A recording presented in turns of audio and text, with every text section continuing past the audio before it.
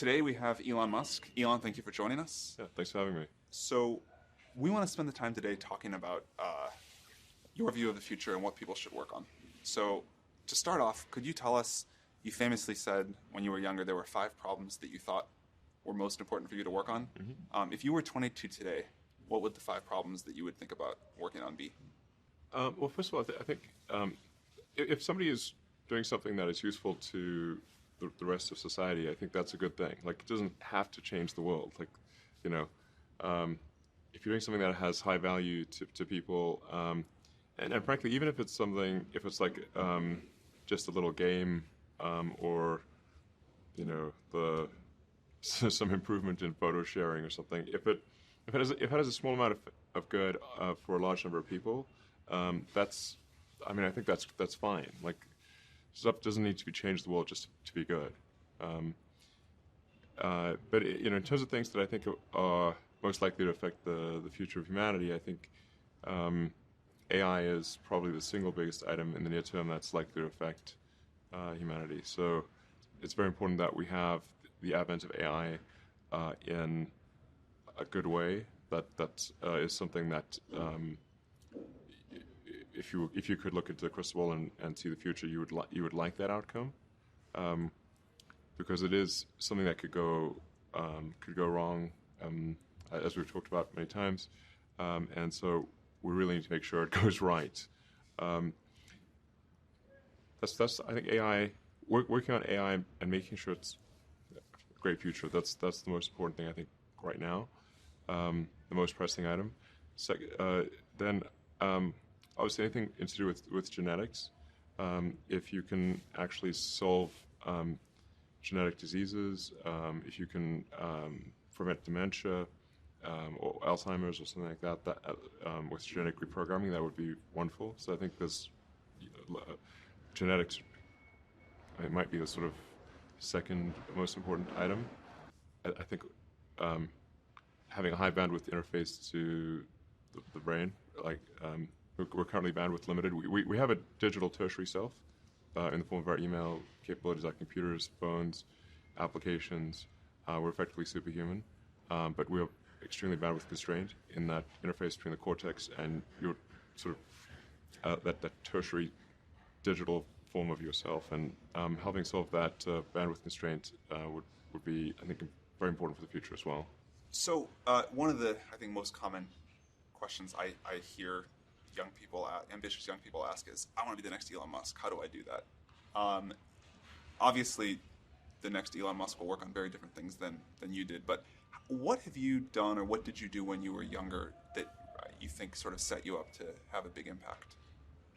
Well, I think first of all I should say that I did not expect to be involved in all these things. So the 5 things that I thought about at the time in college, so quite a long time ago, 25 years ago. Making life multiplanetary, accelerating the transition to sustainable energy, the internet, broadly speaking, and then genetics and AI. I think I didn't expect to be involved in all of those things. I actually, at the time in college, I sort of thought helping with electrification of cars was how I would start out, and that's actually what I worked on as an intern, was advanced ultracapacitors to see if they would be a breakthrough relative to batteries for energy storage in cars. And then when I came out to go to Stanford, that's what I was going to be doing my grad studies on, was working on advanced energy storage technologies for electric cars. And then I put that on hold to start an internet company in '95, because there does seem to be like a time for particular technologies when they're at a steep point in the inflection curve, and I didn't want to do a PhD at Stanford and watch it all happen, and I wasn't entirely certain that the technology I'd be working on would actually succeed. Like you can get a doctorate on many things that ultimately do not have a practical bearing on the world, and I wanted to. I really was just trying to be useful. That's the optimization. It's like, what can I do that would actually be useful? Do you think people that want to be useful today should get PhDs? Mostly not. So what is the best way to be useful? Some yes, but mostly not. How should someone figure out how they can be most useful?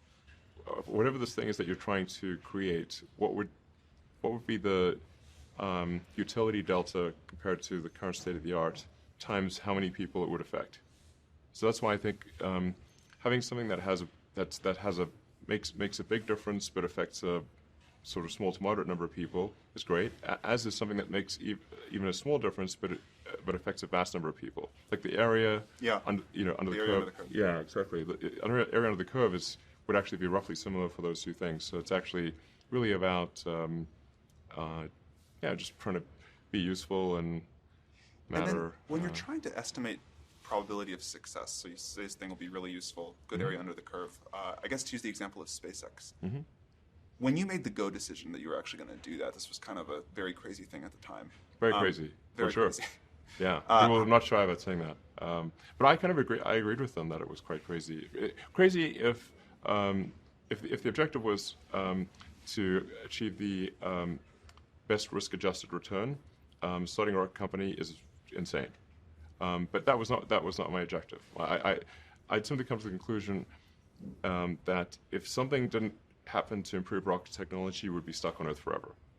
And the big aerospace companies had no interest in radical innovation.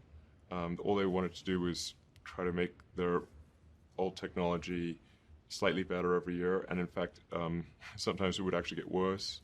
And particularly in rockets, it's pretty bad. Like in '69, we were able to go to the moon with the Saturn V, and then the space shuttle could only take people to low Earth orbit, and then the space shuttle retired. I mean, that trend is basically trends to zero. People sometimes think technology just automatically gets better every year, but it actually doesn't. It only gets better if smart people work like crazy to make it better. That's how any technology actually gets better. And by itself, technology, if people don't work on it, actually will decline. I mean, you can look at the history of civilizations, many civilizations, and look at, say, ancient Egypt, where they were able to build these incredible pyramids, and then they basically forgot how to build pyramids.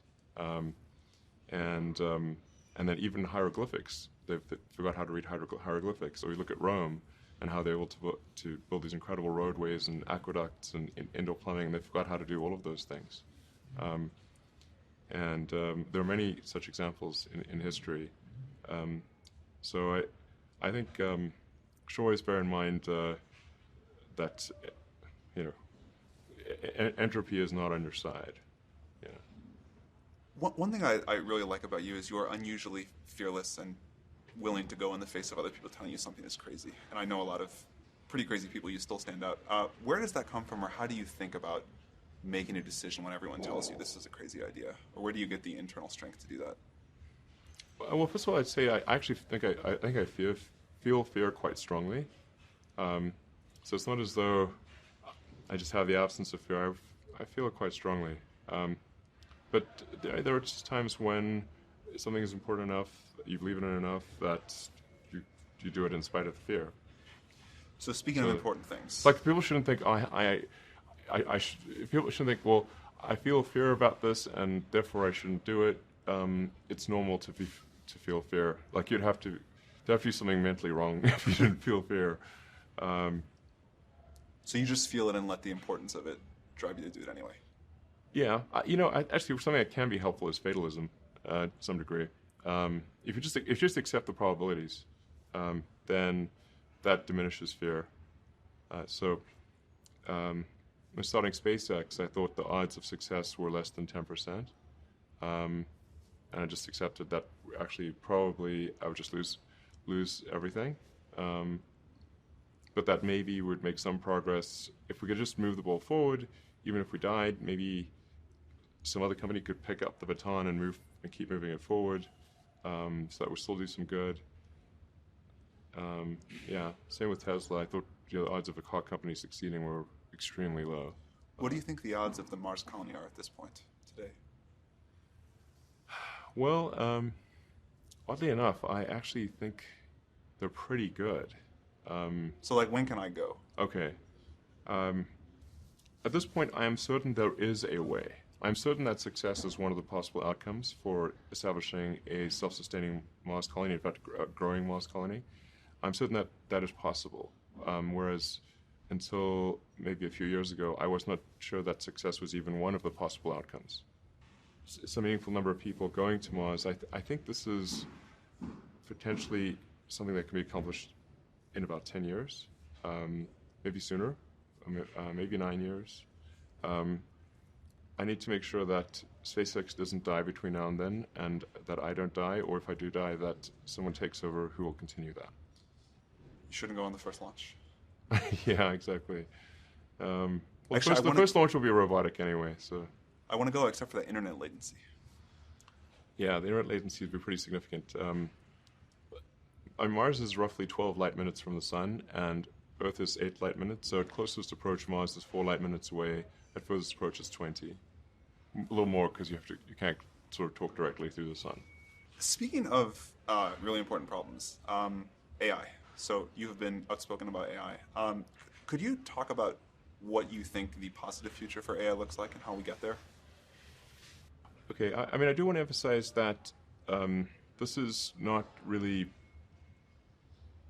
something that I advocate, or this is not prescriptive. This is simply hopefully predictive. Because people sometimes say, well, like this is something that I want to occur, instead of this is something I think that probably is the best of the available alternatives. The best of the available alternatives that I can come up with, and maybe somebody else can come up with a better approach or better outcome, is that we achieve democratization of AI technology, meaning that no one company or small set of individuals has control over advanced AI technology. I think that's very dangerous. It could also get stolen by somebody bad, like some evil dictator of a country could send their intelligence agency to go steal it and gain control. It just becomes a very unstable situation, I think, if you've got any incredibly powerful AI. You just don't know who's going to control that. So it's not as though I think that the risk is that the AI would develop a will of its own right off the bat. I think it's more that's the concern is that someone may use it in a way that is bad, and even if they weren't going to use it in a way that's bad, that somebody could take it from them and use it in a way that's bad. That I think is quite a big danger. So I think we must have democratization of AI technology and make it widely available.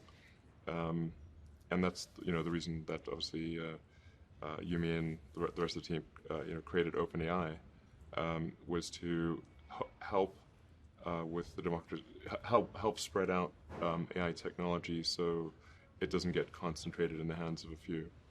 But then of course that needs to be combined with solving the high bandwidth interface to the cortex. Humans are so slow. Humans are so slow. Yes, exactly. But we already have a situation in our brain where we've got the cortex and limbic system. And the limbic system is kind of that's the primitive brain. It's kind of like your instincts and whatnot. And then the cortex is the thinking upper part of the brain. Those two seem to work together quite well.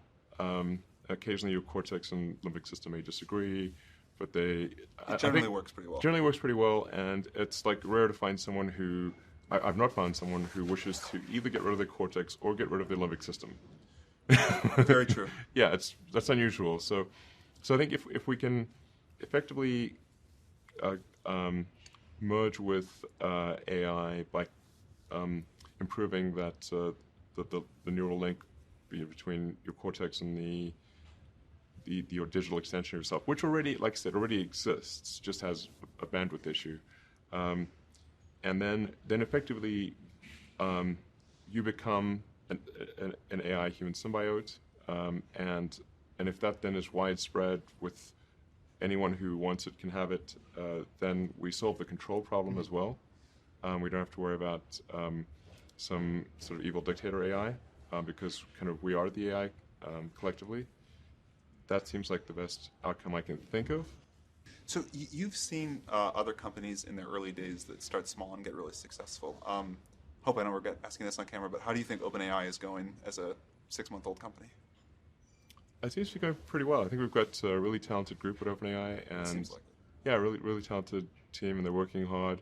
OpenAI is structured as say a 501c3 nonprofit, but many nonprofits do not have a sense of urgency. It's fine; they don't have to have a sense of urgency, but OpenAI does. Because I think people really believe in the mission. I think it's important, and it's about minimizing the risk of existential harm in the future. And so I think it's going well. I'm pretty impressed with what people are doing and the talent level. And obviously, we're always looking for great people to join who We're up believe to in the mission. close to 40 people now. It's going well. All right, just a few more questions before we wrap up. How do you spend your days now? Like, what do you allocate most of your time to? My time is mostly split.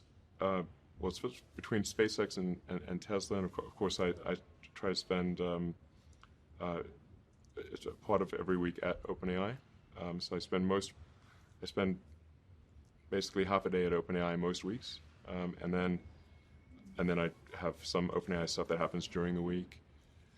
But other than that, it's really and what do you SpaceX do when and you're Tesla. at SpaceX or Tesla? Like, what does your time look like there? Yeah, so that's a good question. I think a lot of people think I must spend a lot of time with media or on businessy things, but actually almost all my time, like 80% of it, is spent on engineering and design. So it's developing next generation product. That's 80% of it. You probably don't remember this. A very long time ago, many years, you took me on a tour of SpaceX, and the most impressive thing was that you knew every detail of the rocket and every piece of engineering that went into it. And I don't think many people get that about you. Yeah, I think a lot of people think I'm kind of a business person or something, which is fine. Like, business is fine, but but really, it's it's like at SpaceX. Gwynne Shotwell is chief operating officer. She kind of manages legal, finance, sales, and kind of general business activity. And then my time is almost entirely with the engineering team, working on improving the Falcon 9 and the Dragon spacecraft, and developing the Mars colonial architecture. And then at Tesla, it's working on the Model 3 and some in the design studio, typically half a day a week, dealing with aesthetics and look and feel things, and then most of the rest of the week is just going through engineering of the car itself, as well as engineering of the factory. Because the biggest epiphany I've had this year is that what really matters is the machine that builds the machine, the factory, and that is at least 2 orders of magnitude harder than the vehicle itself. It's amazing to watch the robots go here and these cars just happen. Yeah. Now, this actually has a relatively low level of automation compared to what the Gigafactory will have and what Model 3 will have. What's the speed on the line of these cars? Actually, the average speed of the line is incredibly slow. It's probably about, including both X and S, it's maybe 5 centimeters per second. And what can you get to? This is very slow. Or what would you like to get to? I'm confident we can get to at least 1 meter per second, so a 20-fold increase. That would be very fast. Yeah. At least. I mean, I think 1 meter per second, just to put that in perspective, is a slow walk, or like a medium speed walk. A fast walk could be 1.5 meters per second. And then the fastest humans can run over 10 meters per second. So if we're only doing 0.05 meters per second, that's very slow current speed. And at 1 meter per second, you can still walk faster than the production line.